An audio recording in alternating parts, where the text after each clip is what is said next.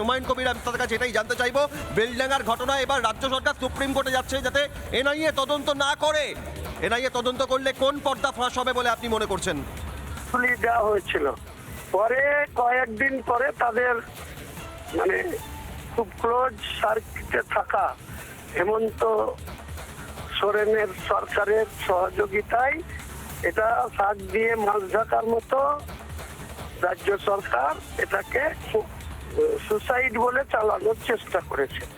এখন এনআইএ তদন্তে যখন তারা আবার রিভিউ করে এই পোস্টমর্টম নিয়ে যখন আবার করতে চাইছেন, তখন ঠাকুর ঘরে খেয়ে আমি তো কলা খাইনি, কাজেই রাজ্য এখন আবার কোষাগার থেকে ওই বড় বড় লয়ার দিয়ে এটাকে আটকানোর থেকে মাননীয় মুখ্যমন্ত্রী গত সপ্তাহের আগের সপ্তাহে যেমন দিল্লিতে গিয়েছিলেন, নিজেই ওই কেসটা যদি গিয়ে লড়েন তাহলে আমার খুব ভালো লাগবে। যে না, মানে আপনি কি এটা স্পষ্ট হচ্ছেন যে এনআইএ ন্যাশনাল ইনভেস্টিগেশন এজেন্সি তদন্ত করলে বেলডাঙ্গায় পরিকল্পিতভাবে অশান্ত করা, জাতীয় সড়ক অবরুদ্ধ, রেল অবরুদ্ধ, মানুষের জনজীবন বিধ্বস্ত হয়ে গেল, এর পেছনে কারা প্রত্যক্ষে মদত দিয়েছিল, কারা পরোক্ষে মদত দিয়েছিল সামনে চলে আসবে, তাই এই তদন্তের বিরোধিতা করবে। তো এনআইএ তদন্ত যদি নিরপেক্ষভাবে করেন তাহলে সেই উস্কানিমূলক বিষয় নিয়ে মুখ্যমন্ত্রী বলেছেন কাদের উস্কানিতে সব হয়েছে, তারপরে জুম্মার নামাজের রেফারেন্স টেনেছিলেন।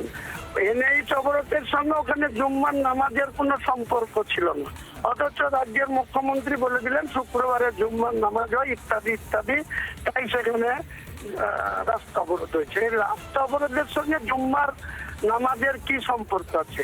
আর 9টা থেকে রাস্তা অবরোধ করেছিল, প্রায় 6-7 ঘন্টা রাস্তা অবরোধ ছিল।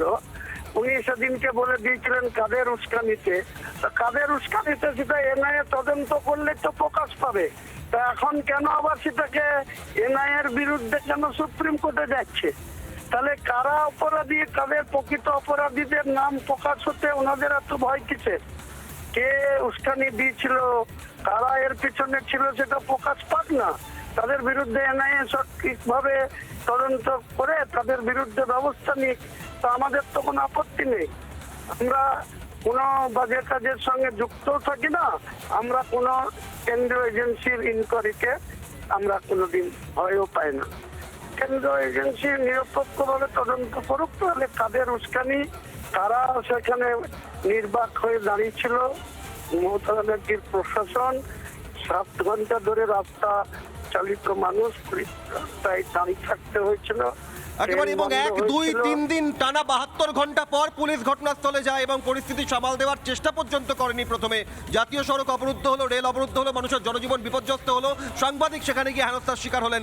সব ঘটনার পর এবার ইউএপিএ ধারা দেওয়া যাবে না, অর্থাৎ আনলফুল অ্যাক্টিভিটি প্রিভেনশন অ্যাক্ট, যার বিরোধিতায় আদালত দ্বারস্থ রাজ্য সরকার। হুমায়ুন কবির, জানতে চাইবো এক্ষেত্রে দাঁড়িয়ে, বেলডাঙ্গার বিধায়ক ছিলেন এক সময় আপনি, এই বেলডাঙ্গার মাটি কি বলছে ভোটের আগে, যার জন্য এইভাবে সুপ্রিম কোর্টের দ্বারস্থ হচ্ছে রাজ্য সরকার? দেখুন, আমি তো আগেই বললাম যে ডাল মে কুছ কালা হয়। কাদের উস্কানিতে সেদিন বেলডাঙ্গার পুলিশ তাদের নির্দেশে চুপ ছিল, 7 ঘন্টা অবরোধ চলেছিল, বেলডাঙ্গার পুলিশ প্রশাসন সেদিন নীরব দর্শকের ভূমিকা পালন করেছিল। একেবারে অনেক ধন্যবাদ হুমায়ুন কবির, ভরতপুরের বিধায়ক, জনতা উন্নয়ন পার্টির প্রতিষ্ঠাতা ছিলেন। আপনাদের আরো একবার জানাই, অত্যন্ত গুরুত্বপূর্ণ, তার কারণ মুর্শিদাবাদ বারবার পঞ্চায়েত নির্বাচন, বিধানসভা নির্বাচন, লোকসভা নির্বাচন, যখন তখন মুর্শিদাবাদে বোমা, বারুদ, গুলি, আর বারবার মুর্শিদাবাদে এই অশান্ত পরিস্থিতি। আর এবার ভিন রাজ্যে পরিযায়ী শ্রমিককে খুন করা হয়েছে, এই দাবিকে সামনে রেখে যে অশান্ত পরিস্থিতি হলো, ঝাড়খণ্ড পুলিশের তরফ থেকে রিপোর্টে বলা হলো খুন নয় আত্মহত্যা, তারপরেও মুর্শিদাবাদের এই ঘটনার পর আগুন জ্বলল যখন তখন। এবার এনআইএ তদন্তের বিরোধিতায় আদালতের দ্বারস্থ শীর্ষ আদালতের রাজ্য সরকার। নানা ধরনের কন্টেন্ট দেখার জন্য লাইক করুন, শেয়ার করুন আমাদের ফেসবুক পেজ, সাবস্ক্রাইব করুন আমাদের ইউটিউব চ্যানেল। পাশাপাশি অন্যান্য ব্রেকিং নিউজের জন্য অবশ্যই চোখ রাখুন রিপাবলিক বাংলায়।